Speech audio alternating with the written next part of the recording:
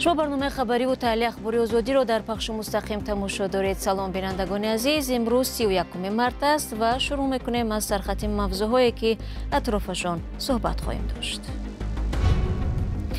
رهبران تاجیکستان، ازبکستان و قرقیزستان سازشنامه را درباره نقطه پیوند مرزهای سه کشور امضا کردند. اعتراضی یک گروه مشتریان ناکام که به قول آنها به فریب باور نمودند نه صاحب ماشین شدند و نه پولشان را برگردانیده میتوانند. ما میخواهیم که مبلغ پولی ما را برگردانند. محکم شوی یگان کس برای ما یگان فایده نمیاره. و در امارات متحده عرب 3 شهروند ازبکستان با عیبنامه قتل یک روحانی یهودی به اعدام محکوم شدند. صبح امروز رهبران قرقیزستان و ازبکستان به تاجیکستان آمدند. پرزیدنت امالی رحمان، صادر جبور و شوکت میرزیویف را شخصا در فرودگاه بین‌المللی شهر خوجند پیشواز گرفت. در فرودگاه به استقبال این مهمانان هنرمندان برنامه کوتاه فرهنگی را نمایش دادند. هدف سفر رهبران همسایه کشور شرکت در ملاقات و مذاکرات سه جانبه و تجلیل جشن نوروز و دیگر چهاربینی‌های مشترک گفته می شود. بین سران دولت‌ها به جز امضای سندهای مرزی اینچنین چندین شرطنامه‌های همپیمانی و همعهدی را تصدیق کردند. امام علی رحمان، صادر جبور و شوکت میرزیویف بین ولایت‌های سوغد و بادکند و فرغانه ستون دوستی را رونمایی نمودند. کارشناسان مسائل سیاسی میگویند همپیمانی کشورهای وادی فرغانه ثبات آسیای میانه را نیز فرا خواهد گرفت. فرزان محمدی از شهر خوجند گزارش می‌دهد. مجمع ستون دوستی در مرکز وادی فرغانه رونمایی شد. در رسم گشایش آن امام علی رحمان، صادر جبورов و شوکت میرزیویف طریق مجازی اشتراک کردند. رهبران تاجیکستان، ازبکستان و قرقیزستان سازشنامه را درباره نقطه پیوند مرزهای سه کشور امضا کردند. مراسم روز 31 مارس در ولایت سوغد برگزار شد. امام علی رحمان، رئیس جمهوری تاجیکستان، این رویداد را بسیار مهم خواند. کارشناس تاجیک شیرعلی رضاییان میگوید تأثیر این همایش به کشورهای دیگر منطقه نیز خواهد رسید. که وادی فرغانه از همه منطقه سرنفوسی آسیای مرکزی است و سلسله مشکلات زیاد اینجا هست، از مسئله زیادشوی اهالی تا دسترسی به آب و زمین و همچنین موضوع افراطگرایی. و امروزه نشستی که سه کشور راهبران سه کشور برگزار میکنند یک امید بسیار یا یک احتمال مثبت رشد مناسبت ها را در دراز مدت به وجود میارد، چون گمان غالب این است که اگر وادی فرغانه ثبات وادی فرغانه تامین باشد این متناسباً به ثبات آسیای مرکزی تاثیر میرساند. هر سه کشور در گذشته بر سر تعیین مرز و عبور و مرور از قلمروهای یکدیگر مشکل داشتند و نامعینی در 4 سال پیش در سرحد تاجیکستان و قرقیزستان سبب زد و خوردهای مسلحانه گشت و از دو طرف دهها کشته و زخمی بر جای گذاشت. صادر جبورov، رئیس جمهوری قرقیزستان، و شوکت میرزیویف، رئیس جمهوری ازبکستان، با سفر کاری در شهر خوجند هستند. تاجیکستان با ازبکستان سازشنامه را درباره مناسبت‌های همپیمانی امضا کرد. در این روز تاجیکستان و قرقیزستان بر علاوه تبادل سند درباره سازش مرزی خط انتقال برق 500 کیلووات دادخواه سوغد را به استفاده دادند. این خط در دایره تطبیق طرح کسه 1000 ساخته شده است که صادرات برق تاجیکستان و قرقیزستان را به افغانستان و پاکستان در نظر دارد. در اینجا اگر امکانیت پیدا شود که به همین اتحاد ترکمنستان هم همراه شود خیلی خوب می شود که با یک جایه با ترکمنستان و قزاقستان سه این کشوری که امروز رهبرانشون در اینجا جمع آمدند، اگر 5 کشور یک جایه به نظام روابط با همدیگر مناسبت ها داشته باشند، اگر این به نفع هر سه کشور می شود. من گمان دارم که به مثل اروپا یک نظام جاری کردن در کار که آزادانه مردم حرکت کنند.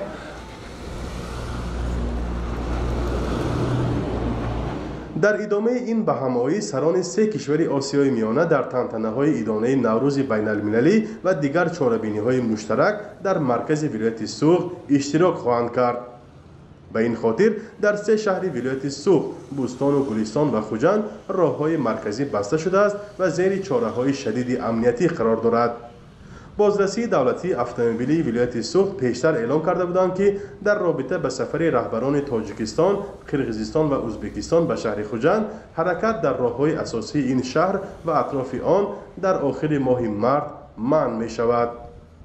فرزان محمدی، رادیو آزادی، شهر خوجند.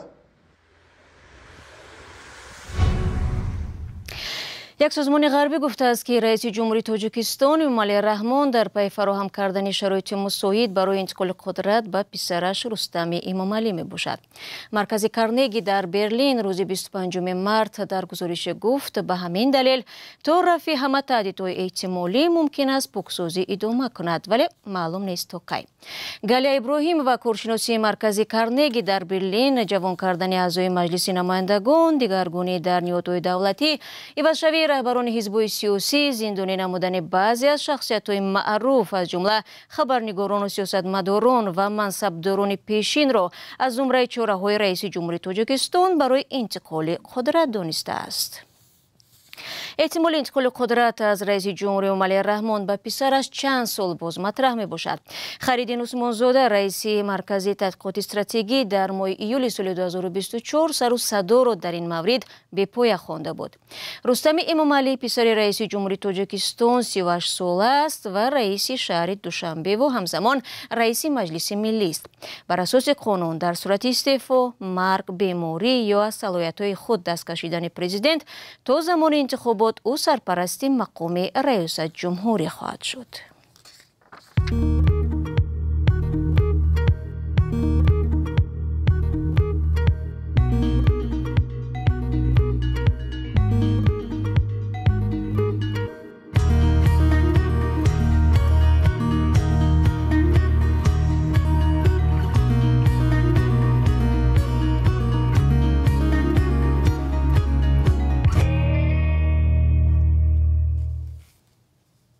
رو می‌رویم به موضوعهای دیگر. بعد از آن که رئیس جمهوری ایران از مذاکرات مستقیم درباره برنامه هسته‌ای کشورش با واشنگتن خودداری نمود، پرزیدنت آمریکا جمهوری اسلامی را با تحریم‌های نو، بوج سنگین و عملیات نظامی تهدید کرد.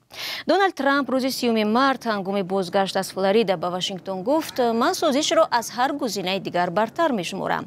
فکر می‌کنم همه در این هواپیما می‌دانند که آلترناتیو چی است و این هیچگاه خوب نخواهد بود. پیشتر ترامپ هشدار داده بود که اگر آنها سازش نکنند بمب باران خواهند شد، بمب بارانی که تا حال ندیده بودند. مسعود پزشکیان رئیس جمهوری ایران به طور آشکارا برگزاری مذاکرات مستقیم را با واشنگتن درباره برنامه هسته‌ای کشورش رد کرد. او گفت هرچند امکان مذاکرات مستقیم رد شده است، راه مذاکرات غیر مستقیم باز میماند. وزارت کارهای خارجه آمریکا در پاسخ نوشت پرزیدنت ترامپ به طور روشن گفته است که ایالات متحده اجازه نخواهد داد ایران به سلاح هسته‌ای دست یابد. اگر رژیم ایران سازش نکند، رئیس جمهور واضح گفته است که گزینه‌های دیگر را روی دست میگیرد و آن برای ایران بسیار بد خواهد بود.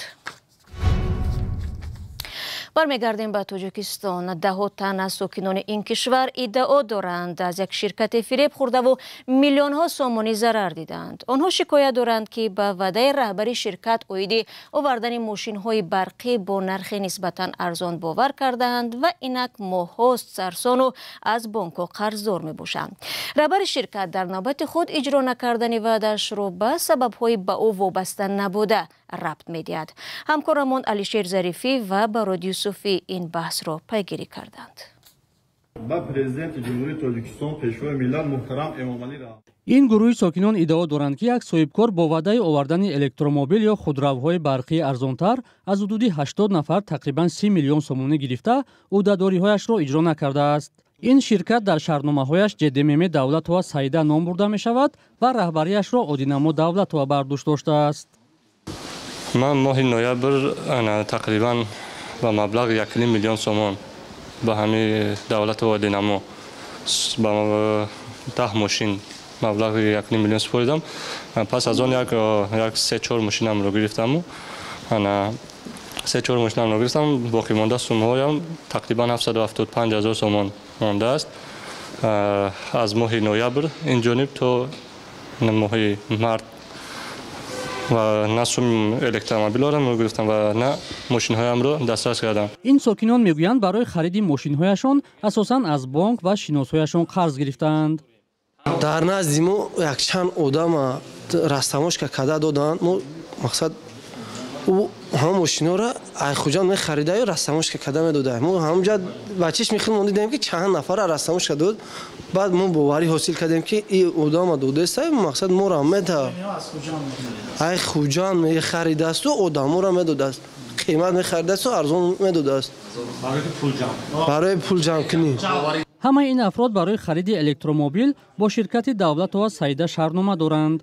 ریاست کارهای داخلی شهر دوشنبه میانه‌های ماه فوریه در اساس شکایت مشتریان مدیر شرکت اودینامو دولت‌ها را با اتهام قلابی بازداشت کرده است. در همون مفتش وعده داده که مرا آزاد کنیم 15 روزه مردم پولش برمیگردونم، همه قرضایی که هستن برمیگردونم، اومده عریضه‌هایشون بگیرن. با همین وعده اینجا چه آزاد کرده. اومده در دوام 15 روز برعکس کار اومدن اینجا هر روز آدما را بود دشنام و دیگر گپای دغل و دیگر که انا فلانتون کنم گم شوین از اینجا شما باز میزوجای می اومدگی مرا از راه زدستین و فلان پستون نم خیلی گپا را استفاده برده. با 15 روز گذشت با بردن محکمش کردن. ما میخوایم که مبلغ پولی مون برگردونه. محکم شوی یگان کس برای ما یگان فایده نمیاره. روز 28 مارت رادیوی آزادی با نزدیکان و وکیل دفاع اودینامو دولت‌ها مراجعت کرد، ولی با تماس‌های با تکراری ما پاسخ ندادند.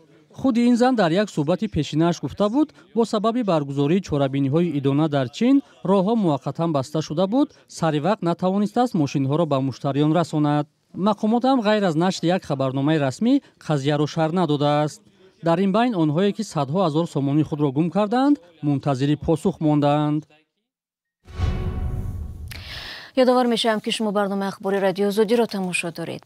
امارات متحده عرب 3 شهروند ازبکستان را که در کشتار روحانی اسرائیلی چوی کوگان متهم میشوند حکم قتل داد. در این باره به روزنامه‌نگاران شبکه 7 منبع‌هایشان در رهبریت اسرائیل خبر دادند. نظر محکوم شدگان، نزدیکان یا وکیلان دفاع آنها تا حال دسترس نشده است. جزئیات را از همکارم کیومرثی تو میشنویم. به نوشته خبرنگاران صحبت یکی از قاتلان با مادرش در شبکه اجتماعی ایکس نشر گردیده است که در آن درباره حکم اعدام قریب الوقوع صحبت می شود. شهروند اسرائیل تسوی کوگان روز 21 نوامبر سال 2024 در دبی ناپدید شد. بعد از 3 روز جسد او را در شهر العین که در مرز عمان قرار دارد پیدا کردند. آن وقت نیروهای امنیتی با گمان دست داشتن در کشتار 3 ازبکستانی را بازداشت نمودند. خبرگزاری دولتی امارات امیراتس نیوز ایجنسی با تکیه به اظهارات وزارت کارهای داخلی این کشور عکس گمانبران را نشر کرد. رسانه‌های ازبکستان نام متهمان را اعلان نمودند که اینها آلیمبای دولتیاروف، محمود جان کنجبایوف و عزیز بیگ اسماعیلوف هستند. تسوی کوگان که شهروند اسرائیل و مولداوا بود از سال 2020 در امارات متحده عرب زندگی و در آنجا از یک جنبش دینی یهودی ارتدوکسی یا خود سنتگرا نمایندگی میکرد. کوگان همچنین صاحب مغازه خوراک‌های کاشری بود. اسرائیل کشتار روحانی را عملی نفرت انگیز تروریسم ضد سامی نامید. و یک خبر دیگر، شماره قربانیان زمین لرزه در میانمار به 1700 کس رسیده است. حادثه روز 28 مارت روی داد. حکومت نظامی میانمار گفت 3400 تن دیگر مجروح و زیاده از 300 نفر بدرک می باشند. در 6 منطقه این کشور وضع اضطراری جاری شده. سازمان‌های امدادرسانی بین‌المللی از بحران بشری هشدار دادند. دوستان عزیز، برنامه در همینجا به انجام میرسد. تشکر از یکایک شما تا این لحظه ها با ما بودید. خبر و گزارش از این بیشتر چون همیشه میتوانید در وبسایت azadi.org و صفحه های رادیو آزادی در شبکه‌های اجتماعی دسترس کنید. اگر خبری دارید برای ما بفرستید. خود را احتیاط کنید از آن و خدا نگهبان هر یک شما باشد.